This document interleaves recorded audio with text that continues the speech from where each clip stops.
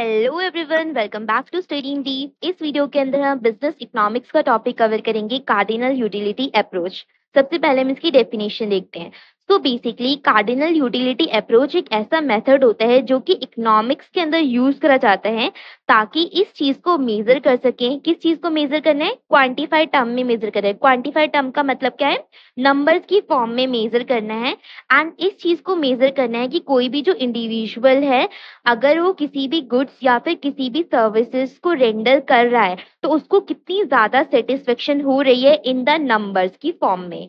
यानी कि मान लेते हैं, अगर आपने एप्पल खाया, आपने एक एप्पल खाया तो आपको कितनी सेटिस्फेक्शन हुई?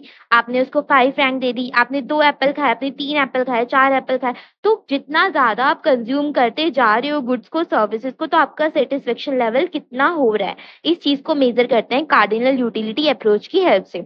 अब कार्डिनल यूटिलिटी अप्रोच के अंदर सारी की सारी न्यूमेरिकल वैल्यूज को असाइन करा जाता है ताकि हम अपनी सेटिस्फेक्शन को एक न्यूमेरिकल वैल्यू डिनोट कर सकें, ठीक है। एंड कोई भी जो इंडिविजुअल है उसका अलग अलग लेवल ऑफ कंजम्पशन वो इनटेक करता है, अलग अलग चीजें कंज्यूम करता है, ठीक है।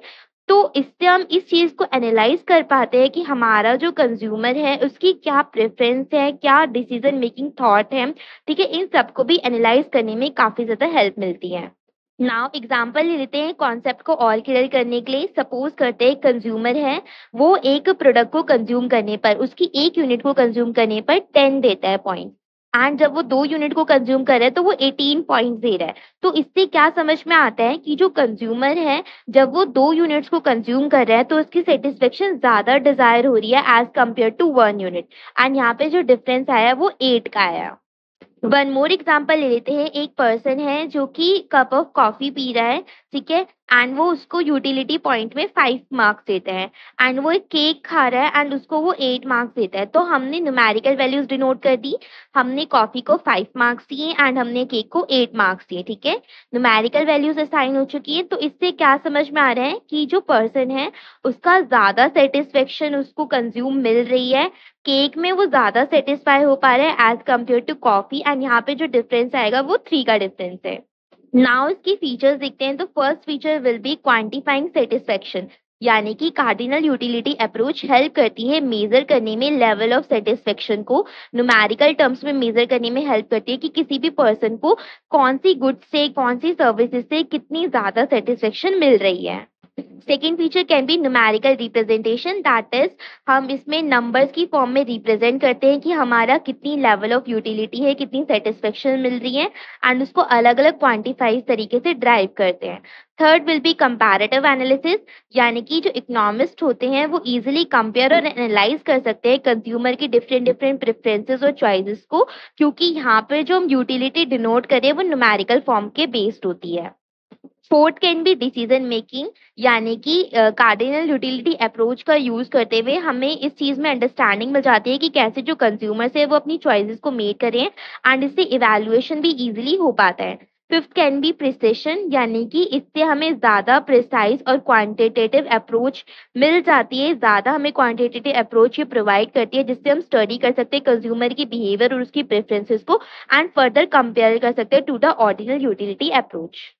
Now let's talk about assumptions. So first assumption can be utility is measurable. That is जो cardinal utility approach है वो assume करता है कि जो भी satisfaction और utility है, जो भी हो रही है कंज्यूमर को किसी भी प्रोडक्ट्स या गुड्स को अचीव करने पर, उसको कंज्यूम करने पर, उसको हम मेजर कर सकते हैं और वो न्यूमेरिकल फॉर्म में एक्सप्रेस हो सकती है। Second will B consistency is in preferences, यानी कि ये एज्यूम करते हैं कि जो इंडिविजुअल हैं वो कंसिस्टेंट उनकी प्रेफरेंस रहती हैं एंड वो रैंक करते हैं अपनी प्रेफरेंसेस को अलग अलग गुड्स के लिए और अलग अलग सर्विसेज के लिए in a meaningful way. Third will be independence of units, that is जो अप्रोच है, जो ये अप्रोच है ये एज्यूम करती है कि जो भी यूनिट्स यूज होती हैं मेजर करने में यूटिलिटी को वो इंडिपेंडेंट है और एडिक्टिव है।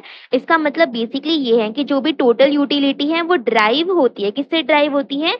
मल्टीपल गुड्स को कंज्यूम करने के बाद टोटल यूटिलिटी हमें पता चलती है, फिर उसका टोटल सम करा जाता है कि कितनी टोटल यूटिलिटी बनी है ईच इंडिविजुअल गुड के लिए। Fourth can be transitivity, that is ये एज्यूम करा जाता है कि जो कंज्यूमर है अगर वो ए ऑप्शन और बी ऑप्शन को प्रेफर कर रहा है, ए से बी को प्रेफर कर रहा है, बी से सी को प्रेफर कर रहा है, तो ऑटोमेटिकली ए टू सी को भी प्रेफर करेगा ही करेगा।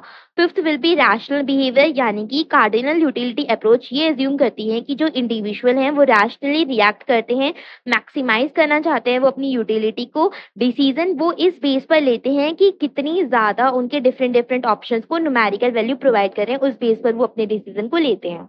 Now coming to the weakness, so first weakness can be subjectivity in measurement, that is cardinal utility approach की एक वीकनेस ये होती है कि इसके अंदर सब्जेक्टिव मेजरमेंट को इंक्लूड करा जाता है। ठीक है, किसकी सब्जेक्टिव मेजरमेंट? बेसिकली यूटिलिटी की सब्जेक्टिव मेजरमेंट को इसके अंदर इंक्लूड करा जाता है, जो अलग अलग इंडिविजुअल के लिए अलग अलग वेरी कर सकती हैं।